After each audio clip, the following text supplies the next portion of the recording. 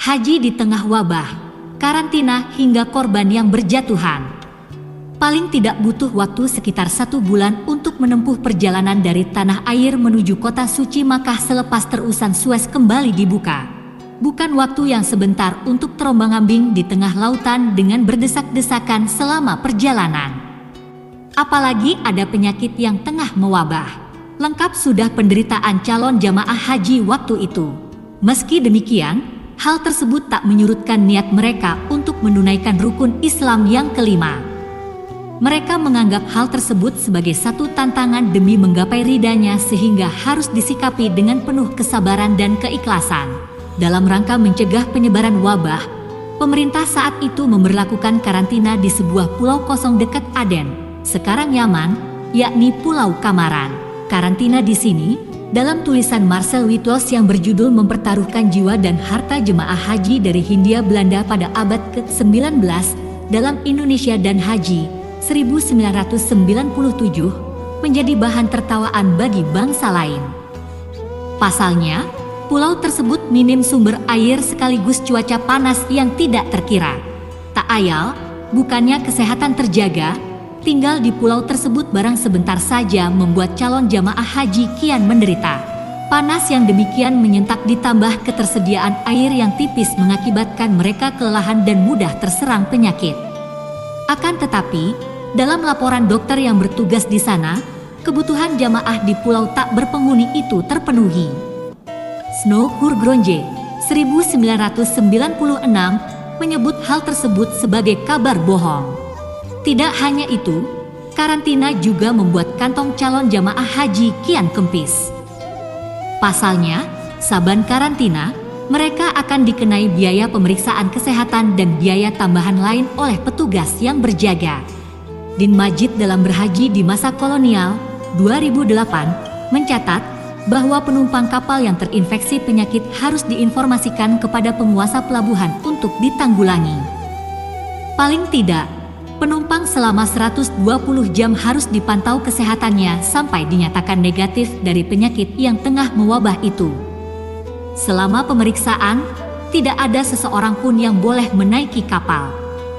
Bahkan nakoda berkewajiban mengawasi kapal selama berada di pelabuhan sesuai dengan ordonansi karantina.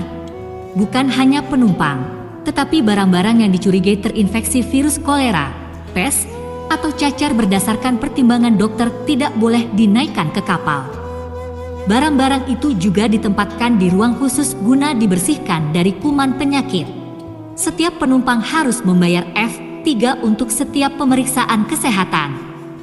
Uang tersebut diberikan kepada kepala pelabuhan terakhir sebelum berangkat ke luar negeri untuk disetorkan ke kas negara. Karenanya, nahoda, pemilik kapal, atau agen diperintahkan mengirimkan daftar penumpang dalam waktu 24 jam kepada kepala pelabuhan guna pemeriksaan administrasi dan menetapkan waktu dan hari embarkasi. Kees van Dijk dalam tulisannya yang berjudul Perjalanan Jemaah Haji Indonesia dalam Indonesia dan Haji 1997 mencatat bahwa Pulau Kamaran pernah dikuasai Inggris. Saat itu, jamaah haji harus 2 kali menjalani karantina saat keberangkatan. Setelah rampung karantina di pulau itu, mereka harus kembali dikarantina di Jeddah sebagai wilayah yang ada dalam penguasaan Arab. Baru setelah itu, mereka dipersilakan melanjutkan perjalanan. Ketika pulang dan tiba di Nusantara, mereka juga harus menjalani karantina lagi di Batavia, tepatnya di Pulau Onrus, sebuah pulau di Kepulauan Seribu. Parahnya, pemeriksaan kesehatan di tempat ini mengharuskan jamaah haji menanggalkan pakaiannya. Karena adanya peraturan itu, para ulama berfatwa perempuan tidak wajib berhaji. Wabah kolera mulai menjangkiti Makkah sejak tahun 1831 sewaktu berlangsungnya ibadah haji setelah 10 tahun lalu ditemukan untuk kali pertama di dataran Arabia. Dalam catatan Snow Hurgronje 1996 dan Eric Tagliatozzo 2013, India menjadi pembawa wabah kolera ini ke kota suci itu. Di tahun tersebut, tak kurang dari 20.000 orang meninggal akibat wabah tersebut. Wabah pun kian merebak manakala banyak orang yang melanggar peraturan dan memalsukan pelaporan.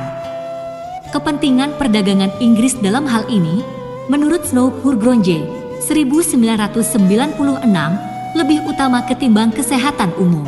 Parahnya lagi, ada yang membawa kabar bahwa wabah itu tersebar karena kondisi Makkah yang kotor.